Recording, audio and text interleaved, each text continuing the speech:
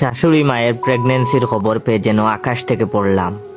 দুঃখে কষ্টে বুক হাহাকার করে উঠল। রীতিমতো মাথায় হাত পড়ে গেল আমার। স্ত্রী ব্রু কুঁচকে বলল, কি হয়েছে তোমার? আমি নিজেকে সামলে নিয়ে বললাম, কই না তো কিছু না। সে বলল, ভূত দেখার মতো চমকে উঠলে যে। আমার স্ত্রী উনাদের একমাত্র মেয়ে ছিল। ওকে বিয়ে করেছি শুধুমাত্র ওনাদের বিষয় সম্পদ দখল করে নিব এজন্য। কিন্তু এখন তো আশার জল ঢেলে গেল। সম্পত্তি কি হাতছাড়া হয়ে যাবে? এতদিনের প্ল্যান এভাবে নষ্ট হবে? বিষয়টা আমার বন্ধুদের সাথে শেয়ার করলাম।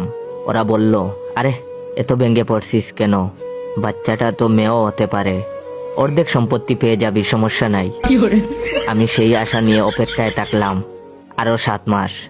এক রাতে স্ত্রী মন খারাপ নিয়ে কাছে এসে বলল, মায়ের আজ আলট্রাসোনোগ্রাফি করেছে। স্ত্রীর মন খারাপ দেখে আত্মতৃপ্তির নিঃশ্বাস ফেললাম। বুঝতে বাকি রইল না, ওনার মেয়ে সন্তান হবে। ছেলে সন্তান হলে স্ত্রীর মুখ পেঁচার মতো হয়ে থাকতো না। আমি বললাম, কি সন্তান? অবশ্যই মেয়ে, তাই না? আহা, মন খারাপ করে থেকো না, যা হয়েছে ভালোই হয়েছে, মেয়েরাই গড়ের লক্ষ্মী। আমার স্ত্রী ধমকের স্বরে বলল, কে বলেছে মেয়ে? আমার ফুটফুটে একটা ভাই হবে।